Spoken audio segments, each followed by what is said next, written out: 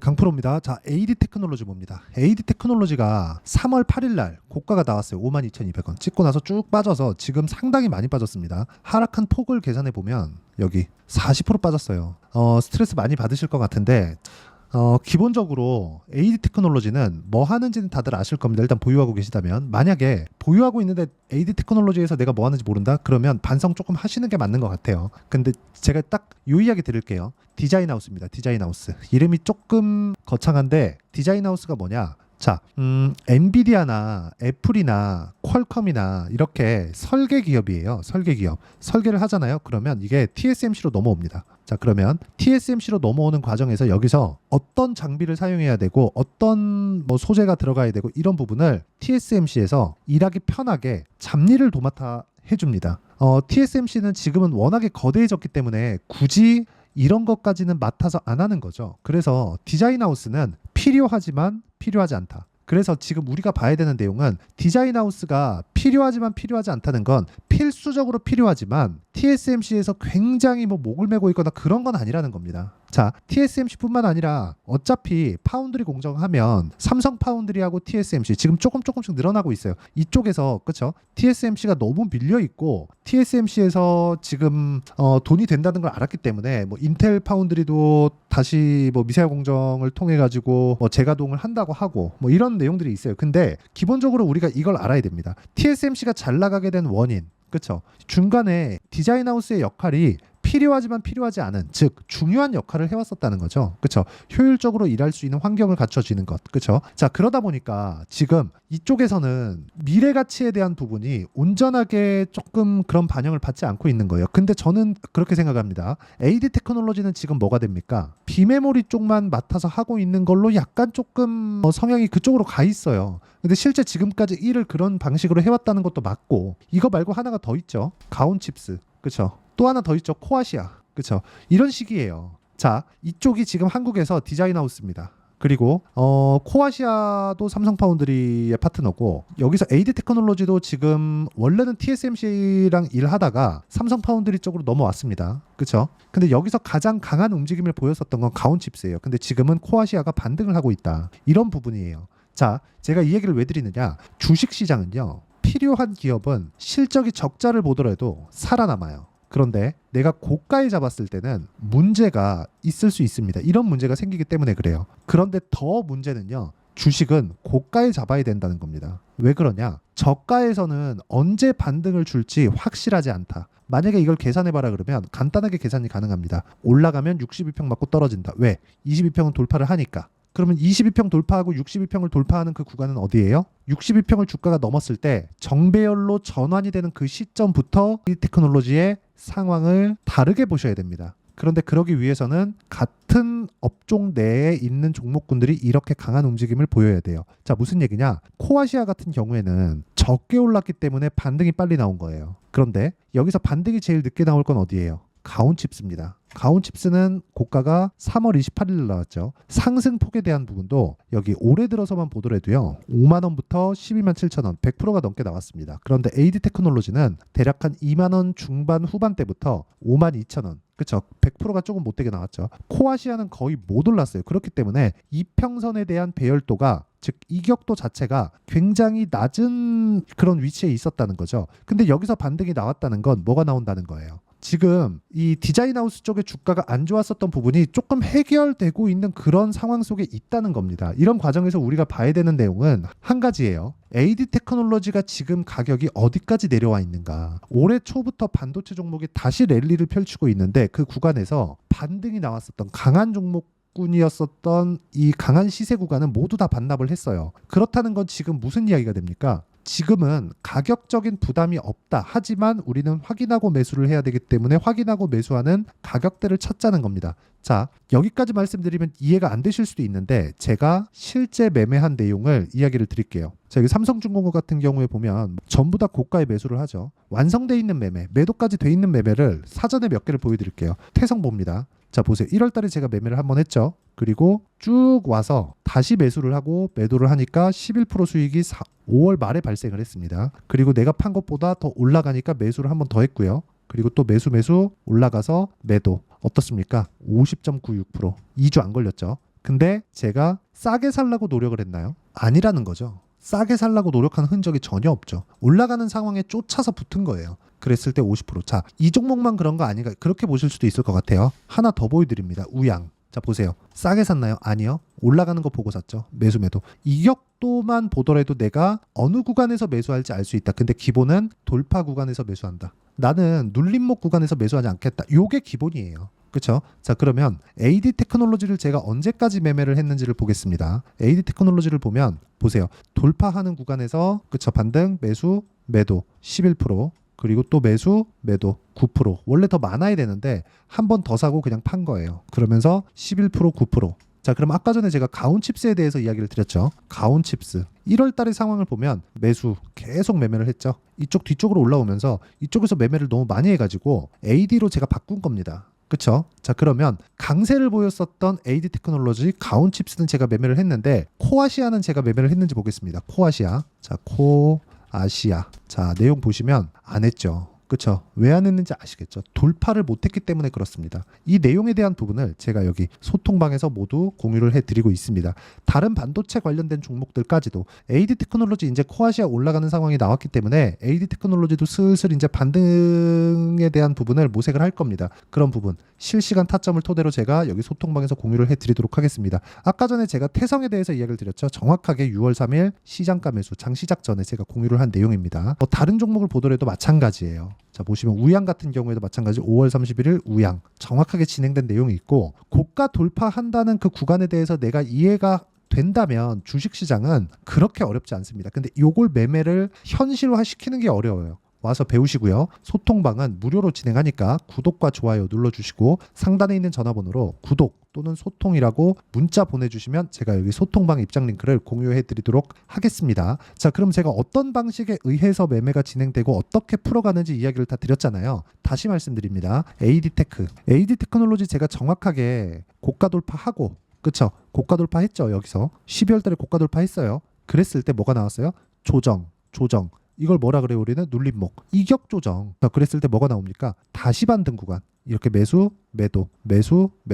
이런 식으로 진행됐을 때 9%, 11% 이렇게 수익이 나오는 겁니다. 자, 그러면 내가 하나를 딱 버려야 돼요. 저가에 못 산다, 고가에 못 판다. 요것만 딱 버리세요. 요거 버리고 우리는 몸통만 먹겠다. 자, HLB 보여드립니다. HLB 난리가 아니죠. HLB를 보시면 정확하게 어디부터 보셔야 되냐면 12월 달부터 보셔야 되는데 보세요. 올라갈 때 안 샀죠. 이때 고가 돌파 확인, 눌림목, 반등, 매수, 매도 쭉 내려보면 1월 달 31%, 1월 29일 날 매도한 거 31%입니다. 그리고 다시 내가 판 것보다 더 올라갔을 때 매수, 매도. 아까 보셨죠? 18%, 그리고 매수, 매도. 이런 식으로 진행하는 거예요. 내가 이쪽에 탁 사서 여기에 탁 팔면 한 150% 나오겠죠. 근데 그게 되냐고요. 근데 이렇게 하지 않더라도 50%짜리, 40%짜리 이런 것들이 터진다고요. 자, 바이오 하나 더 보시죠. 알테오젠. 제가 사례를 계속해서 보여드리는 게 이게 답이기 때문에 그렇습니다. 자, 보세요. 매수, 매도. 근데 알테오젠은 언제 돌파가 나왔죠? 9월 달. 이런 상황을 내가 지속적으로 만들 수 있어야 됩니다. 이런 상황을 만들지 못하면 주식시장은 진짜 너무나 어려워질 수밖에 없어요. 그리고 그 내용은 실시간 내용이 필요하기 때문에 소통방에서 진행을 하고요. 소통방에 대한 내용은 제가 무료로 진행하니까 구독과 좋아요 눌러주시고요. 상단에 있는 전화번호로 구독 또는 소통이라고 문자 보내주시면 되고 이쪽에 인원이 다 차면 제가 여기 카톡으로도 진행을 하고 있으니까 이쪽이라도 임시로 와 계시면 됩니다. 그리고 무엇보다 진짜 중요하게 보셔야 되는 건 주식시장은 미래 가치를 반영하는 과정에서 가격이 먼저 반영을 합니다. 그리고 가격이 먼저 반영하기 때문에 가격에 대한 이해가 필요하고 그 가격에 대한 이해를 한다면 이런 식으로 매매를 하는 것처럼 뭐가 나옵니까? 정말 뭐가 나와요? 한 가지만 딱 기억을 해주셨으면 좋겠어요. 이렇게 나오는 건 2주 안에 내가 수익 전환을 시킬 수 있는 내용, 즉 단기 보유 전략이 나옵니다. 자, 그래서 AD 테크놀로지의 반등을 확인하고 나서 내가 2주 안에 수익 전환을 시킬 수 있는 내용, 그게 단기 보유 전략입니다. 그렇죠? 2주 안에 내가 어떤 식으로 수익 전환을 시킬 건가, 이게 진짜 중요하고요. 그리고 2주 안에 수익 전환을 만약에 못 시켰다 그러면 손절까지, 치명적이지 않은 손실을 입고 손절하는 게 어떻게 되는 것까지 제가 함께 준비를 해놨고, 그러려면 가격에 대한 이해가 필요하고요. 지금 현재 AD 테크놀로지의 상황이 좋지 않기 때문에 종목군의 움직임을 활용해서, 즉 단기 보유 전략을 활용해서 제가 실시간 타점을 문자로 공유를 해드리도록 할 테니까 상단에 있는 전화번호로 AD, 자 AD라고 문자 보내주시는 분들에 한해서만 제가 단기 보유 전략과 실시간 타점을 문자로 공유를 해드리도록 하겠습니다. 내용 정리하면 그렇습니다. 미래 가치를 반영하는 주식시장의 특성을 고려해서 우리는 확인해야 되는 내용이 필요하고, 확인하는 부분이 완성되었을 때 꾸준하게 수익을 볼 수 있는 환경이 갖춰진다. 그런 부분을 어떻게 판단을 해야 되는지 제가 이해를 시켜드리도록 할 테니까 영상 끝까지 시청하시고요. 모든 분들이 성공 투자하셨으면 참 좋겠습니다. 자, 24년도가 돼서도 시장은 여전히 어렵습니다. 자, 근데 시장은 항상 어려울 거예요. 앞으로도 계속해서 어려워질 겁니다. 자, 근데 제가 매월 대시세 종목을 구독자분들에게 공개를 합니다. 자, 내용을 보면 12월 달에 실제 공개를 했었던 강프로의 대시세 종목에 대한 내용인데, 대기업을 상대로 안정적인 매출 구조를 가지고 있고요. 그리고 현재 주요 거래처는 삼성전자, 인텔, 하이닉스, TSMC, 해외에 반도체 관련된 기업이라는 걸 알 수 있죠. 그만큼 1월 달에 제가 보고 있었던 종목은 반도체 관련주라는 걸 알 수 있습니다. 공개를 해드리면 이 내용입니다. 여기 어보브 반도체, 그쵸? 실제 제가 거래한 내용을 공개를 한 거고요. 수익에 대한 크기를 보면 공략한 시점, 제가 가격대를 함께 공개를 해드렸는데 공략한 시점부터 21%의 수익 마감이 된 것을 확인해 볼 수가 있습니다. 자, 근데 지금도 마찬가지입니다. 지금은 어떤 이슈가 있을까요? 2월 달에 발표한다는 기업 밸류업 프로그램이 있죠. 근데 그걸로 인해서 지금 2월 달에 발표한다고 이야기가 나온 상황이고요. 무엇보다 우리가 생각해야 될 내용은 한 가지입니다. 어떤 이슈나 그리고 어떤 상승할 수 있는 내용으로 인해서 주가가 올라가는 것은 맞죠. 하지만 가격이 먼저 반영한다는 걸 반드시 알고 있어야 되고, 그런 내용에 대한 파악이 되었을 때, 그쵸? 여기 어보브 반도체처럼 21%, 그쵸? 대략 3에서 4일 동안 20% 이상의 수익을 먹을 수 있고요. 그리고 여기 HLB 같은 종목처럼 대략 일주일이 채 되지 않는 기간 동안 30%의 수익을 낼 수 있습니다. 자, 그러면 답은 나왔어요. 재료에 대한 부분보다 중요한 게 가격이다. 자, 근데 지금 시장에 쏠려 있는 게 뭐죠? 2월 달에 발표하는 기업 밸류업 프로그램에 대한 내용이죠. 자, 그러면 우리가 이쪽에다가 지금 집중을 해야 될까요? 그 내용을 한번 보겠습니다. 기아차의 차트를 보면요. 1월 24일 날 정부단에서 입김을 불어넣은 이후에 시세가 강하게 발생한 것처럼 보이지만 애초에 12월 달부터 신고가를 달성했다는 걸 확인할 수 있습니다. 자, 그러면 우리가 스케줄을 따져봤을 때 우리가 어디를 봐야 될까요? 4월 달 총선을 봐야 됩니다. 드디어 때가 온 거죠. 4월 달 총선이 끝나면 그 뒤엔 뭐가 있죠? 대선 전국으로 들어갑니다. 그러면 우리는 4월 달 총선부터 시작해서 대선까지 이어질 수 있는 종목을 찾는 게 정말 중요합니다. 그게 정부 정책의 방향과 그리고 스케줄에 맞춰서 가는 거예요. 정치적인 상황에 따라서 주가가 움직이는 걸 우리는 수도 없이 많이 봐왔기 때문에 스케줄에 맞춰서 가는 게 지금으로서는 답이 될 수 있습니다. 그리고 무엇보다 어느 정도의 시세를 내는지 그 첫 번째 단계인 상황을, 그쵸? 제가 12월 달 밝혀드렸었던 대시세 종목으로 이미 공개를 해드렸기 때문에, 그쵸? 어떻게 제가 매매를 했는지까지 다 보여드렸습니다. HLB처럼, 그쵸? 31.9% 걸린 시간은 4일밖에 되지 않죠. 이 종목을 제가 가격과 그리고 어떤 종목인지를 애초에 12월 달부터 공개를 한 겁니다. 자, 그러면 지금도 마찬가지예요. 앞서서 제가 말씀드렸었던 23년도에 했었던 여러 가지 종목들이 있죠. 한미반도체 같은 종목들도 여기 소통방에서 모두 공개를 해서 실제로 10,000원부터 60,000원까지 상승한 내역이 있고요. 왜 공략을 했는지를 제가 다 공개를 해드렸습니다. 근데 지금도 마찬가지라는 거죠. 정부 정책의 방향에 맞춰서 또는 선거 스케줄에 맞춰서 매매를 이어가야 될 때가 됐고요. 제가 총선 관련된 큰 시세가 나올 수 있는 대시세 종목을 준비를 해놨습니다. 길게 말씀드리지 않겠습니다. 모든 종목들은 신고가를 달성하면서 대시세 준비를 하게 되고요. 신고가를 공략했을 때 내가 시장에 주도주를 잡을 수 있는데 지금은 총선에 집중하는 게 맞다. 그래서 총선 관련된 그리고 대선까지 이어질 수 있는 종목을 준비를 해놨는데 지금부터 준비를 하셔야 나중에 고가에 올라가서도 꾸준하게 매매를 이어갈 수 있습니다.